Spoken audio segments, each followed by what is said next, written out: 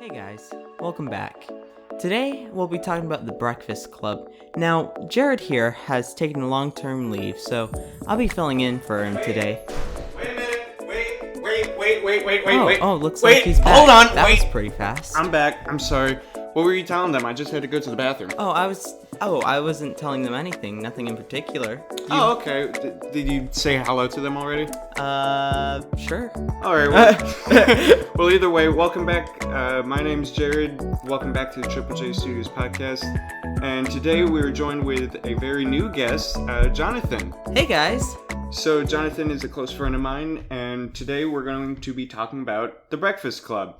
Now, when I originally started this podcast, it was essentially they were all going to be child-friendly films that anyone and everyone can watch. Boy, we strayed far from that path so fast. This is episode, 7.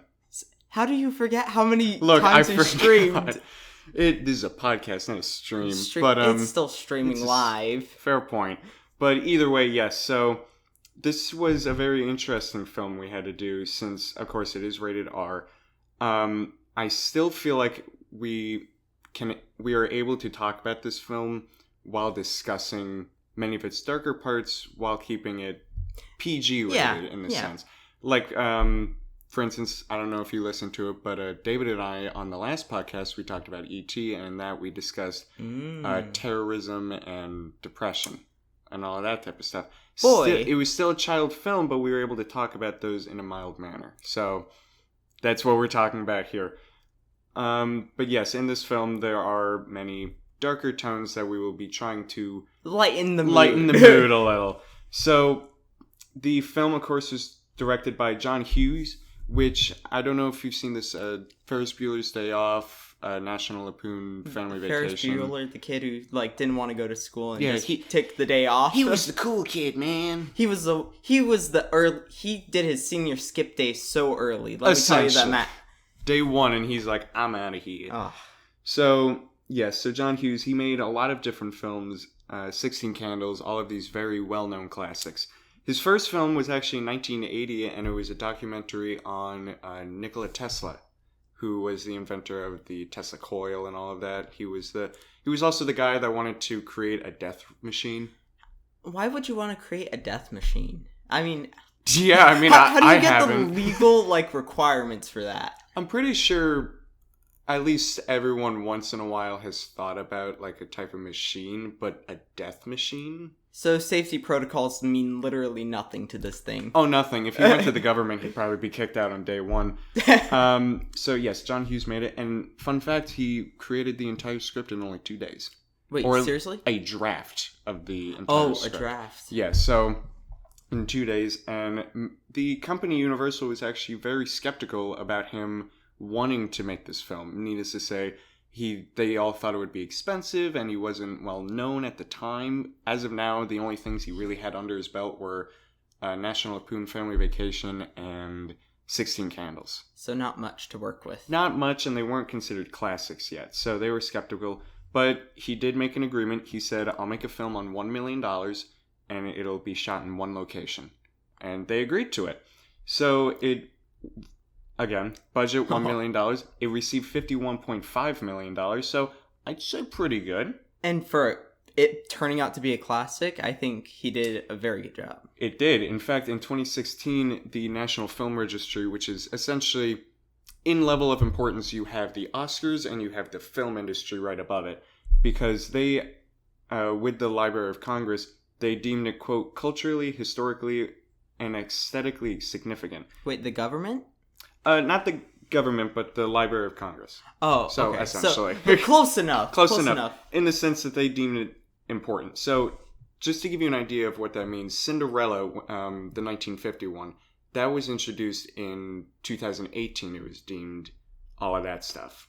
So, for The Breakfast Club to get in more quicker, and in 2016, it had to have done something right. So that is what we will be discussing here today. So, have you ever seen this film before we saw it again? Before, I've never seen that. Okay, I've seen it. I saw it once before, but I never realized exactly what was happening at the time. I see. Yeah. So, the story begins with I want to say David Bowie quote. Was that it? Yeah, it was David Bowie, and basically he just Yes. said, "And all these children that you spit on as they try to change their worlds are immune to your consultations. They're quite aware of what they're going through." I like how you said basically and you read it. Oh yeah. But either way, yes. So it opens with that quote, and it was actually Ali Sheedy who first suggested that. And she didn't really know that that quote was going to be involved until the film was actually released. She recommended it once and never heard about it again. So, hey, I think that's a nice little surprise, though.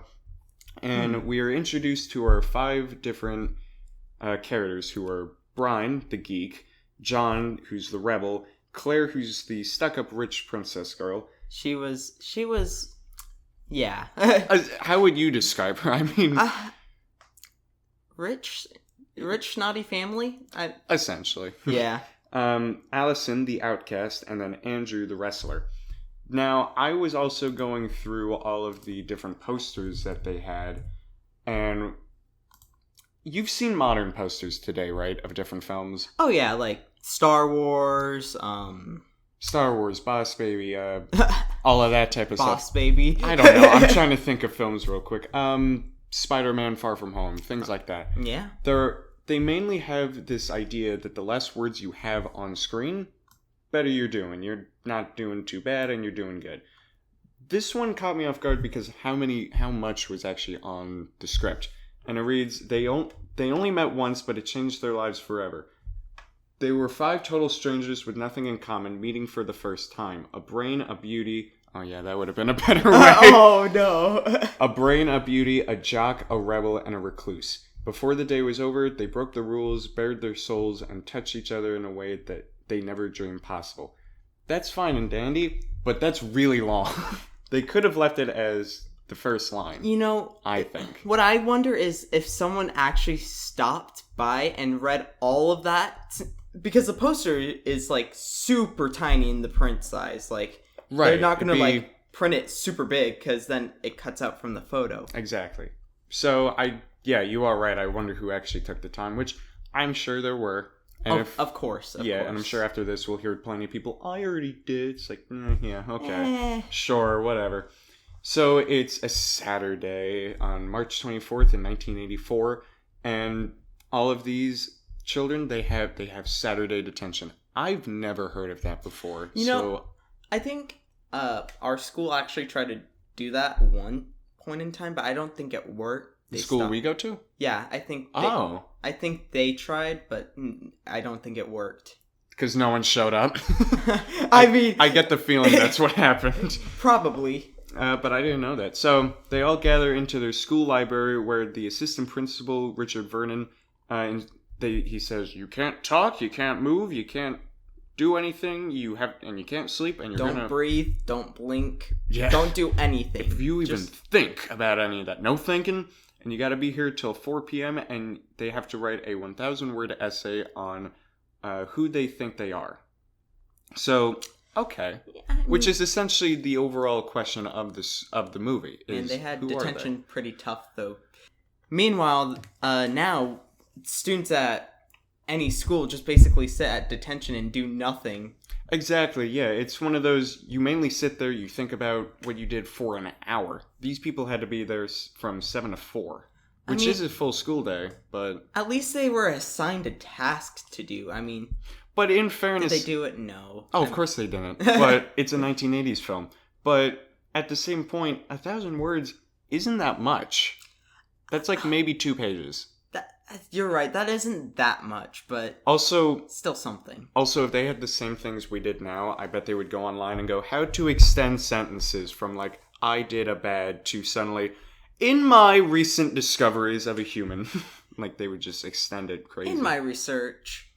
Within myself, I have found that my behavior has been intolerant. And next sentence. Unacceptable. Yeah, or just something crazy like that. So he leaves, and he comes back every now and then to kind of check in on them. One of the things I wanted to talk about as well about this, the entire film, was that it was actually all recorded in a lunchroom. Wait, that was a lunchroom? That was a lunchroom. A gymnasium. My bad, not a lunchroom.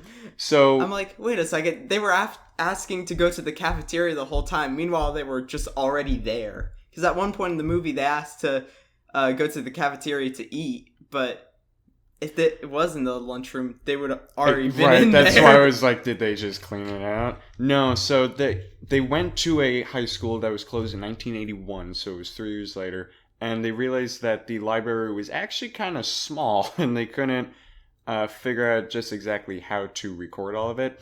So they did it in there, and they just remade the entire area, which does explain why the door caught me off guard, because Wait, the door closing or the door opening, just that type of door where it's a suspension door. Oh, okay. I hadn't seen those in libraries before that I've gone to, at least. I've seen them. Okay, they might have been, this is a more north film too, because I believe I can't remember the name of the high school, but it was I believe it was in Maine.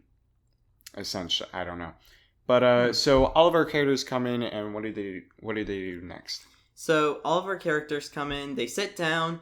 Meanwhile, John, being the rebel he is, backtalks to the principal, right? The principal? I keep forgetting. The assistant principal. Assistant principal. And keeps backtalking him, getting him more detention for the year. Of course, being the rebel John, that's normal for him. I figured it out. It was Maine North High School in Des Plaines, Illinois. So, and that closed in 1981. And that was also the same school that was in Ferris Bueller.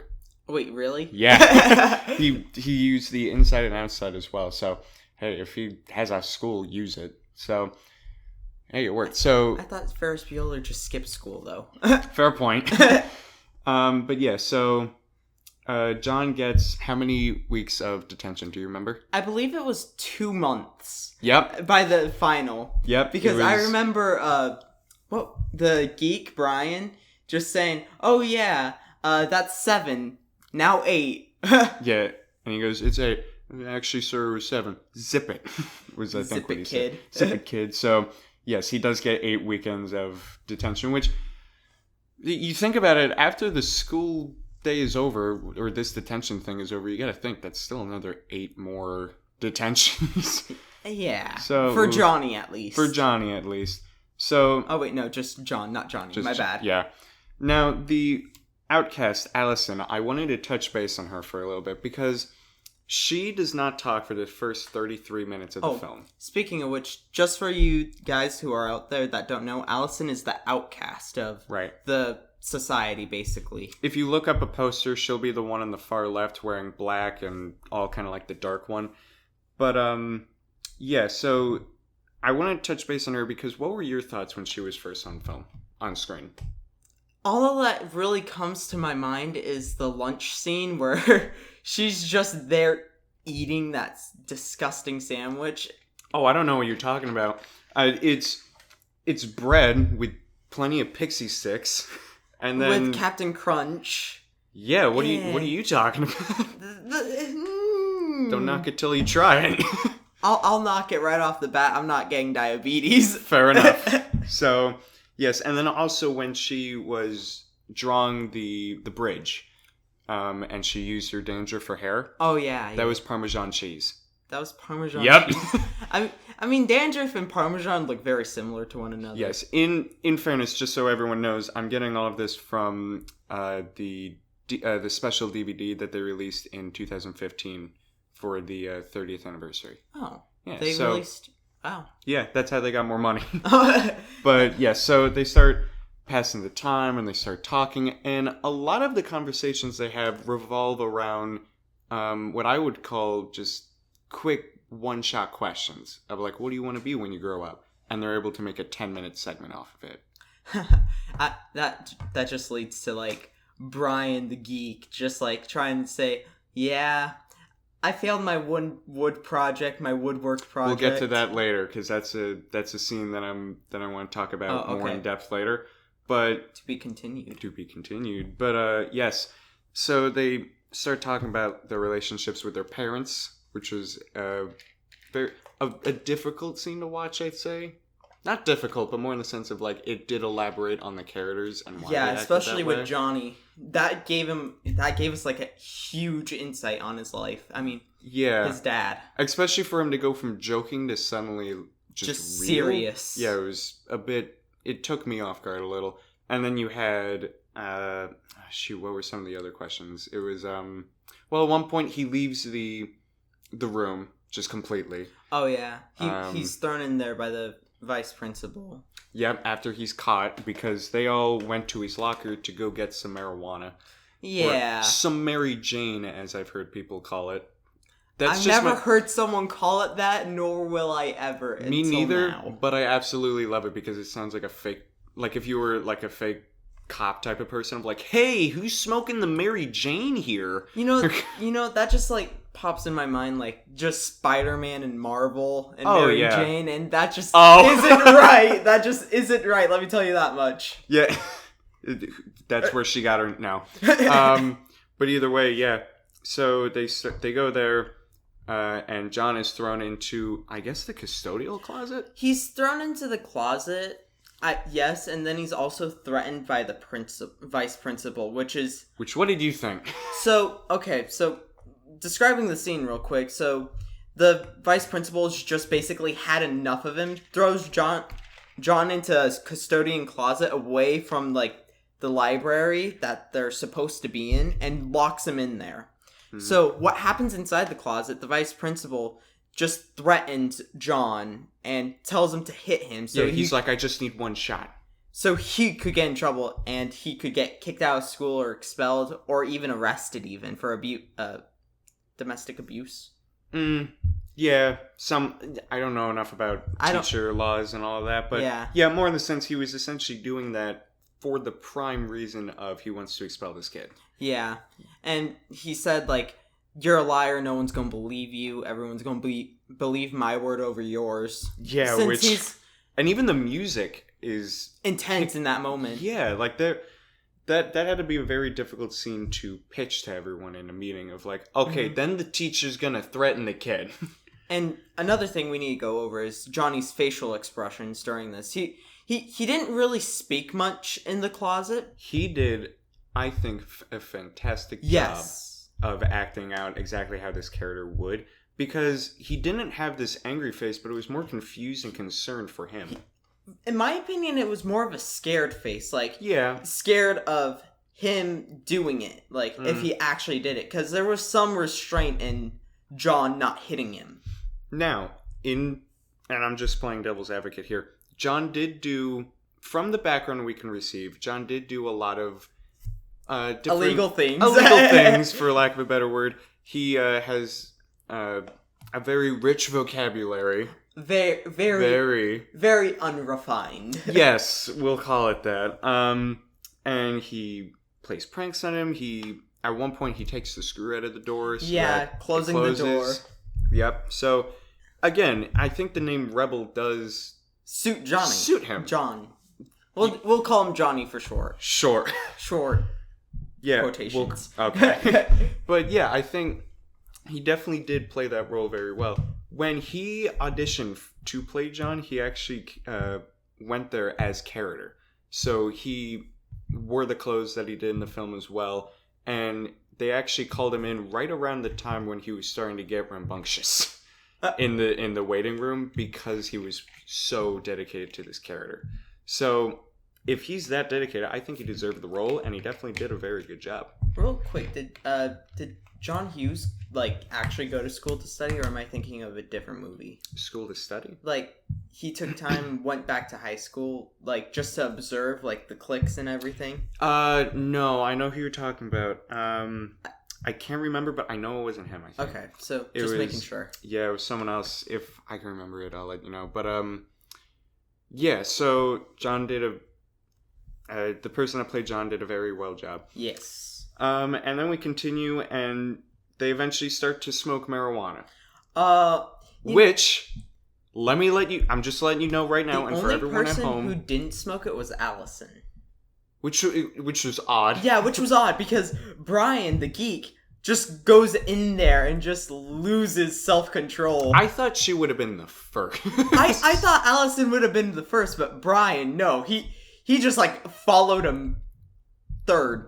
Well, yeah, essentially he's like, yeah, this is cool kind of thing, which it's not. He was peer pressured. Yes. Along with John. No, not John. John encouraged it. No, You can't. John encouraged everything, but along with Andrew, the wrestler, the athlete, the jock, essentially. Yeah. So, shoot, what happened? So they're all smoking marijuana, which that was actually oregano. They were smoking oregano? Yeah, to get that same effect. That's what they did. What? You seem confused by this. I am very confused. I know it was the 80s, but I don't think they would let an entire cast of teens go high. Of course not. No. But don't smoke. It's bad, or whatever. Don't smoke. You get cancer from it. It's bad for you, and don't do it. Lungs. Just that's your word of wisdom. Lungs. But yeah, so they're all kind of at this point where they either absolutely hate everyone or they absolutely love everyone.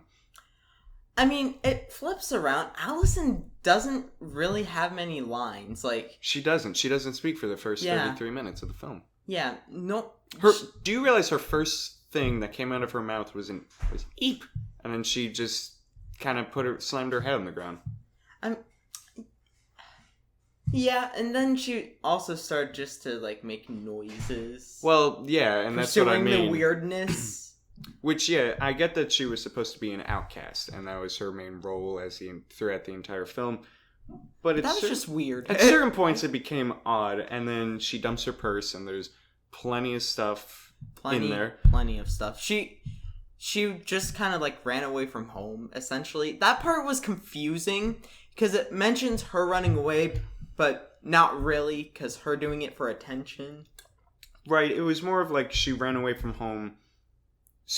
Near the end of the film, it's revealed that everyone's there for a reason, for detention. Yes. But she just showed up, which makes me think, she attends the school, but why did the assistant principal just decide, okay, she can stay? Yeah, she gives a reason why she's there, but she never gave a reason why, what'd she do to get in there? Right. Like, that leaves me confused. Right, and I like the mystery behind that. Because it adds to the outcast. Yeah, and then at the very end, it's like nothing. I had nothing better to do. All right, I should have known. Mm-hmm. So she leaves, and then this is the part where we start getting into the very, I want to say, not controversial, but a scene that I was scared to talk about on the podcast. So we are going to do this very lightly. Very, very lightly. If you want to watch the film, go for it. I can't stop you. But, long story short, what happens is that all of... it's mainly, I would consider this Andrew and Brian's scene of sorts. Andrew, the wrestler, mainly talks about how his father only wants him to win. Yeah. And that's like the most important thing. The win. You're born to be a winner. If you lose, you're basically not my son anymore. Yeah, we can't have losers in this family type of attitude. Uh-huh. And I don't know if you noticed, but that was all one shot too. That was one shot? That was one shot. One take? I don't know about how many takes they did, but more in the sense of when I watched it, I noticed that the camera started from his his left side of his face, and then moved across until it went all the way to his right. Which that's a very hard thing to do. It's not easy. So I was very impressed with that, and I thought the way I didn't even notice it. So this is like the first time I'm just like, wait a second, you're right. If you watch it again, it's very well done, even to the point where the camera actually goes behind John's neck and the I remember that part. And his head is seen. I'm like, that's incredible.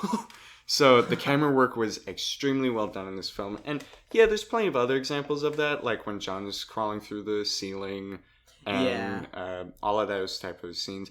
But this scene really caught me because of that. and it's playing this kind of somber music, Mhm. very, very sad to give to mirror the whole entire scene. But then everyone's like, just make up your mind and you do you kind of attitude. The cross of clicks, basically. Essentially, yeah. And then this is when Brian pops in, and Brian has no music. I thought that was an interesting touch. Poor Brian. Poor... he doesn't. He isn't cool enough to get his own music. Well, the thing about Brian that I thought was interesting was that throughout the entire film, he's essentially been the joke of someone will say something, he'll try to fit in and be cool. Yeah. And then they don't play music. Which leads during him to those smoke points. the marijuana. Exactly. Or Mary Jane, as you call it. Mary Jane. Yeah, so it's all of those types of scenes that when he started talking, I thought it's like, is this going to be a joke? He's joking, right? And then it slowly turns into the whole story is that he's gotten A's his entire life, which props to him. That's amazing. Good job on that. Good job on Brian. And then he goes into what kind of class was it? It was essentially like a home arts and crafts. The woodworks class. Woodworks class. I think it was. They said just woodworks or something. It was like something. That. It was something to that extent.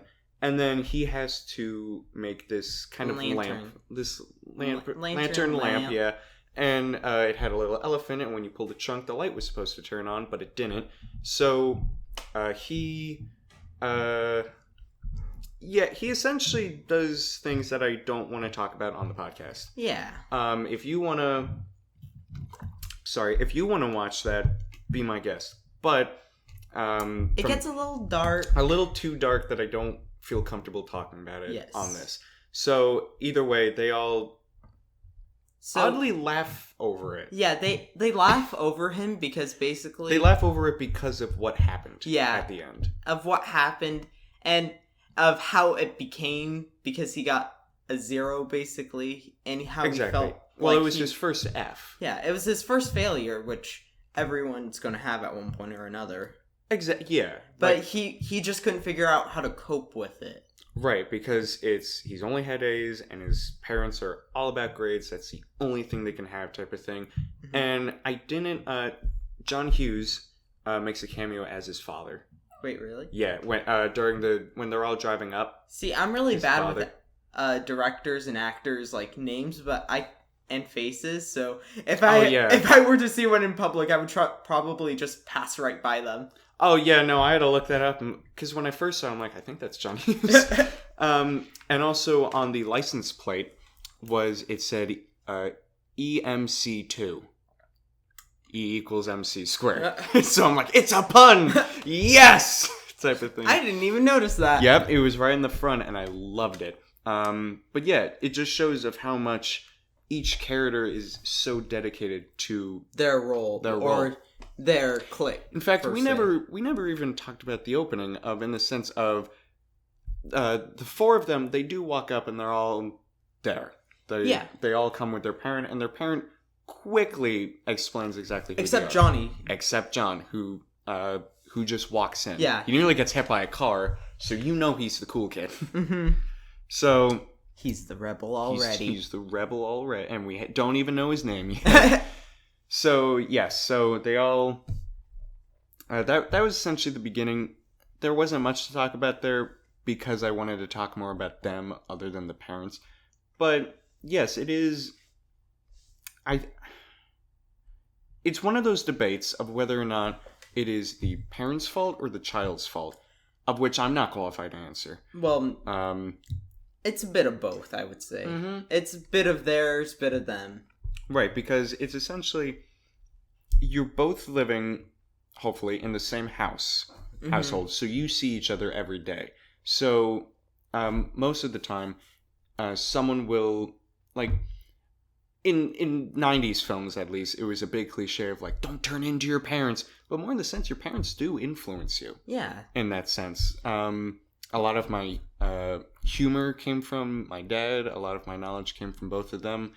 Dad jokes. Dad jokes, essentially. But yeah, it was like both of them essentially taught me how to become who I am now. So a lot of my humor came from that. And it also has to do with the friends aspect of In the Breakfast Club, how they all interact with each other as well. Yeah. I mean, Andrew basically defends the rich girl, even though she's not always in the right, and John's always getting the backlash of everything.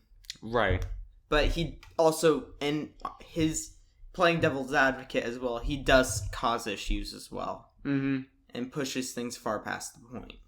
Oh, definitely. All for a, quote, lesson. Right. Now, this was the point in the film where we all took a break.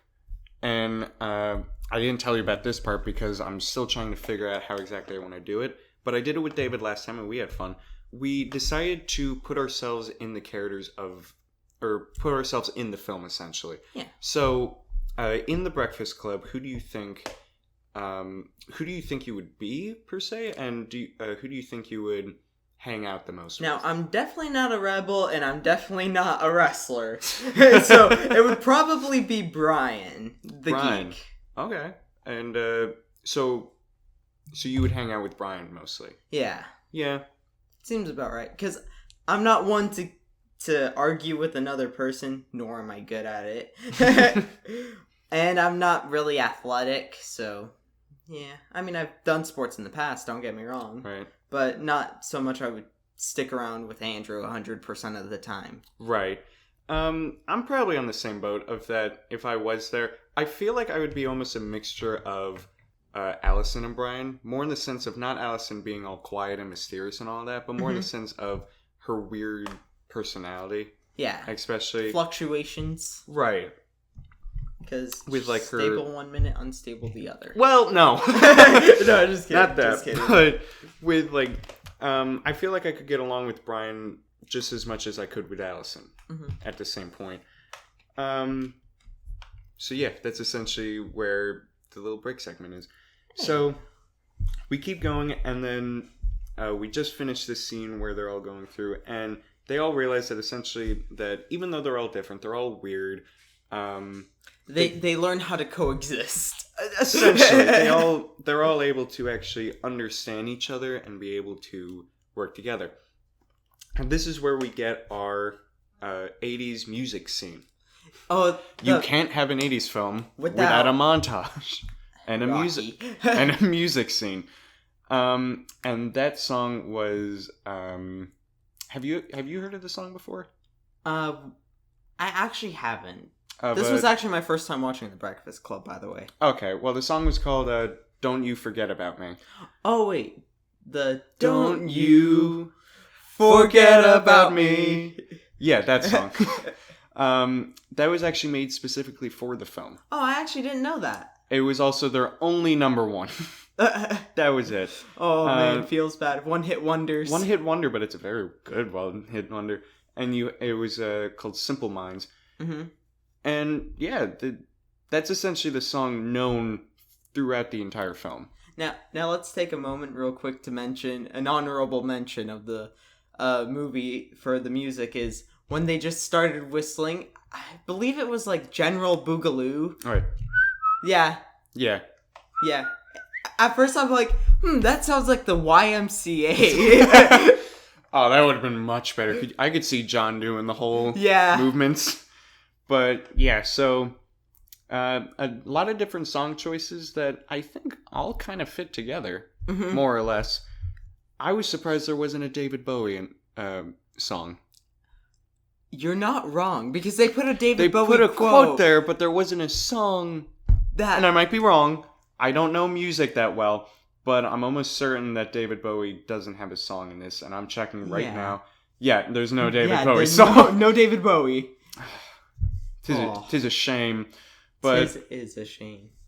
But yeah, so no David Bowie song. Yeah. Oh, but one thing I do want to talk about is John. So in one particular scene, there's they're all like basically leaving the study hall room library. Yes. The library to basically just go wander around.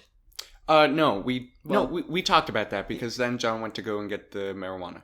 Well, yeah. Oh, yeah, to go get the marijuana. But going to that scene, John does something I think is a little out of his, like, role. His character? Yeah, so, for those of you who don't know, just mentioning one final time, John is the rebel, and he kind of, like, takes the hit for everyone, because... He does. Because he went one way, and he's like, let's go this way. There's two ways. And then Andrew... They could have gotten caught by the vice principal for being out, because when they went that way, he was there. And so basically, what John does, he distracts, like, making really loud noises, so... Yeah, he's singing, banging on lockers, all of that. Yeah, and shooting basketball hoops. Mm-hmm. And just so everyone else could get away but him, and hence how he gets thrown into the closet. For me, that just seemed a little bit out of role for him, like it seemed like he was turning a new leaf. Yeah, turning a new leaf, basically. Yeah. Followed by using a lot of foul language.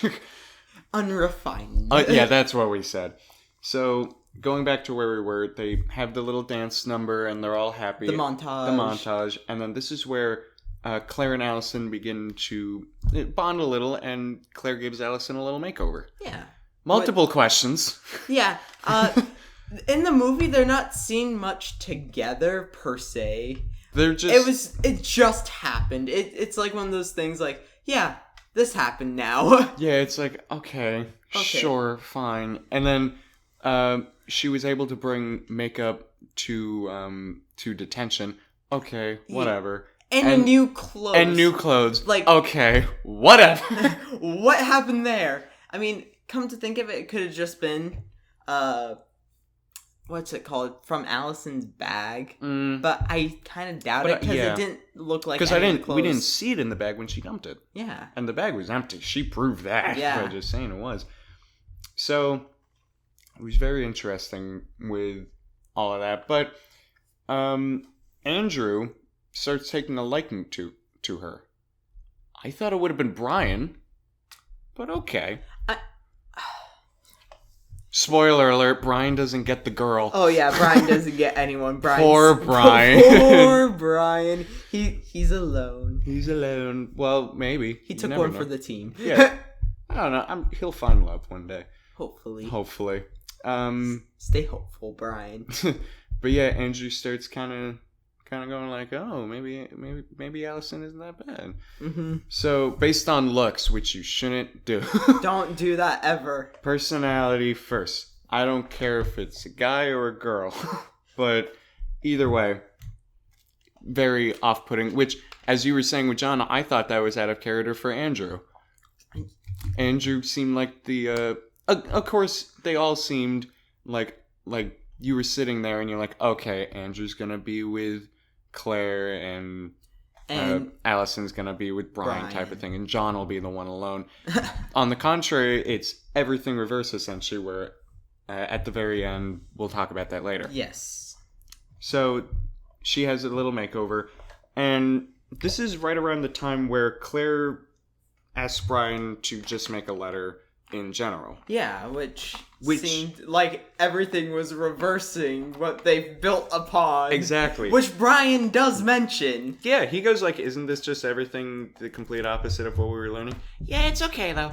But it's really not. Write it! It's okay. We trust you, Brian. With Allison and Andrew in the room with Claire talking to Brian. Yep. And that's... Well, John was there too. No, John went back. Oh, you're right. Yep. He went back to the closet. Yep. So he didn't get caught and beaten. Or beaten up, probably, by that teacher. But, yeah, so he does eventually write a small paragraph, which both opens and ends the film. Yeah.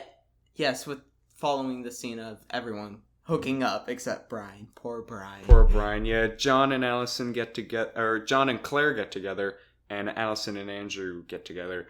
And Brian goes home. Yep, Brian goes home. He just relaxes. And then John also either steals or was given the earring that Claire was... No, Claire gave John the earring. Okay, I wasn't sure, because I thought she, pickpocketed her ear or something. No. There really isn't a huge climax of the film, I would say. I mean, I would say probably with John, if we followed John's character only, there was a lot of realistically, if you watch this movie 5 times and focus on one character each, you pretty much have 5 different films. Yeah, definitely. I would agree on that part. Yeah, you could focus on one. If you focus on all of them, it gets a bit confusing. You could even do a movie on their home life. Yeah, which it was talked about by by the director John Hughes, that every 10 years he wanted to do like a sequel to it. Oh. And I'm like, okay. I mean, that would give kind of a good vibe of what's happening, like click-wise and pop culture-wise. And I couldn't get quite as much detail as I would have liked of, would it follow these characters or then would again, it be was a high only school an reunion? idea. It was only an idea, which I understand, but I wanted it. That would have been cool. It's okay, Jared. You'll make it through. No, no tears. I won't cry. But yeah, even if you focus on the assistant principal or the janitor. The janitor. Blackmailing the... Yep. And he writes at the very end, Sincerely Yours, Breakfast Club. Don't know where he got that name. They never had never mentioned it. They never mentioned it. They never had breakfast. They had lunch. The lunch club. The cafeteria club. The lunch brunch. Or something. Just, it was very odd. I don't know why it was called that. And then John is walking through the football field and he pumps his hand in the air. That was improvised. Oh, the most iconic scene was improvised. To be honest, I forgot what you mentioned, but then I remembered the smoke and the oregano, right? Yeah. The oregano just smoking the room. Yeah. But yeah, it was very interesting that it ended with a just an improvised type of thing. Mm-hmm. Which all the characters then again did an amazing job to their role. Yeah, and the way that I guess Brian, because this is how it's said in the film of how Brian describes the characters. He says, quote, "Each one of us is a brain, an athlete." Okay, we know those. "A basket case, a princess, and a criminal." I wonder who those relate to. I don't know who those might be, but I have a funny guess. So, very interesting. And that about does it for The Breakfast Club overall. So, this is usually when we like to rate the film out of 5 whatevers. So, in this case, out of 5 being the best? 5 being the best. Okay. And it can be based on your favorite movie or just anything, really. It doesn't have to be. But out of... No, we changed it to 10 because it gives you more freeway. 10 still being the highest. So out of 10, let's say... What's something iconic in the film? Iconic would probably be Brian acting all gangster when he does the Mary Jane. Okay, out of 5 cool Brians. 5 cool Brians. How many cool Brians would you give it? 4 cool Brians. Or 10, sorry. I keep switching. Okay, so 8. 8 cool Brians. Okay, and why? Well, the reason why is because then... How do I explain this without... Okay. So, basically... I mean, we did spoil the entire film. Spoiler alert if you haven't seen the film. 42 minutes in. A little late for that, don't you think? I think we're early. But what I thought of the movie, it did a great job of expressing everyone who's and whys. I thought there should have been some, like, other stuff, like, should have gone, like, shown more of the family, like, coming to pick them up, and I wanted to see, like, I was dying to see a parent walk in. You wanted to see Like, I wanted to see how Claire's parents would have reacted to them walking in. You wanted to see a more satisfying conclusion. Yeah. Like a Deuma. Yeah. Deuma. Yeah. I just wanted to see a better closing because they just hooked up and left. Which was when David and I talked, we said the same thing with E.T. We wanted something of like, because you saw that too with us, but it didn't seem satisfying at the very end. This one, I felt like they could have done like an after credit type of thing where it was like, you don't have to say anything, but just have like Claire show. Yeah, I mean, but then again, they didn't really do that in the 80s. It wasn't a thing yet. Yeah. They could have started it though. They could have. They could have been trailblazers. Yeah. Look at that big word. But yeah, I understand that. There could have been more to the story near the end, I would say. Yeah. But yeah, yeah, I agree with that. I guess it wasn't trying to focus on the parents as much as just the cliche teen life, I would say, or like these cliches. The classical like teen stages or whatever. You got the nerd, you got the jock, and you got like the all rebel. And then there's the outcast. Okay, that's another thing I want to talk about. Like, the outcast, I thought it would have been more of, like, the geek. Like, instead of just straight up there being an outcast. Yeah. It was just out of nowhere. She's like, there. Okay, there she is. Hello! How are you? But what's her name again? Yeah. Kind of like the janitor. We all know that one kid in class that were like, it's you! Franklin? My name's Bob. Close Billy. enough. Good to see you, man.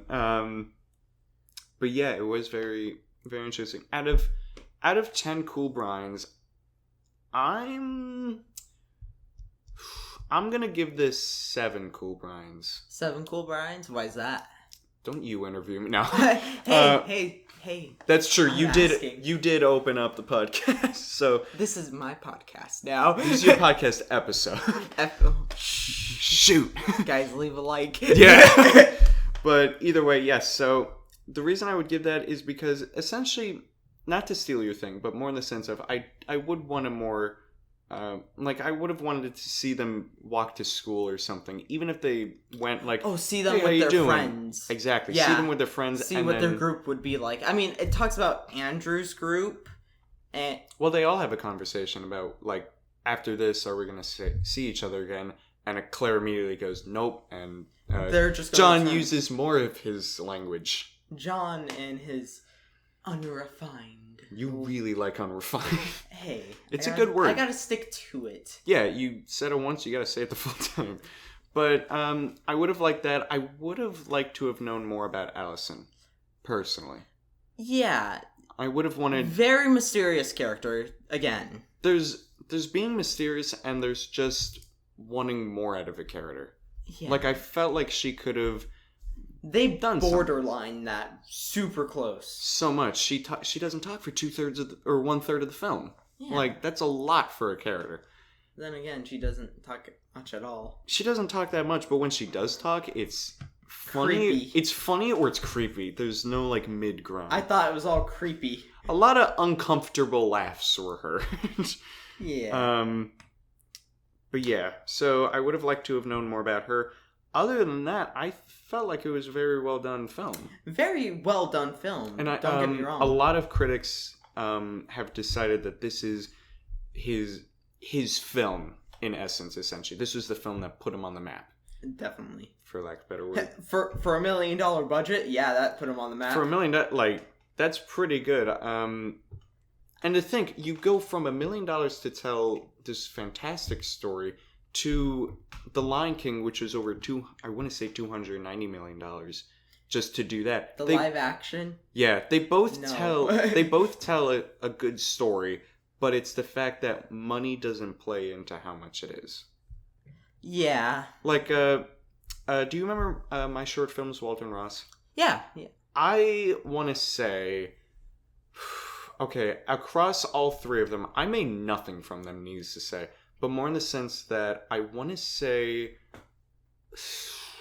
I must have lost over about $100, $150 maybe, based off how much we had to do. If we're counting like Gas money. gas money, the suit, the props, the box, all of that different type of stuff, I had to have lost over $150 for all of that. But I still told a story that I wanted to tell.